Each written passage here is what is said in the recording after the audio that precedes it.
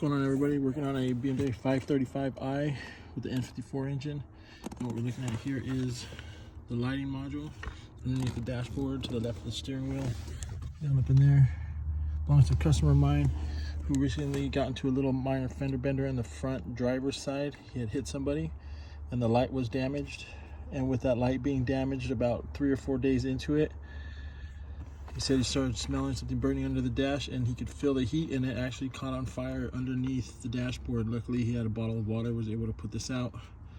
But for all you people that have any type of front end damage on your BMW, if you're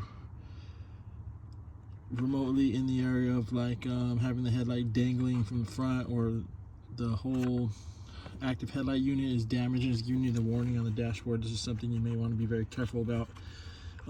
There's no fuse between the lighting module and the actual headlight itself, so if there is a short in that system anywhere, potentially you could be in the same type of situation where the light module can actually burn out and catch on fire.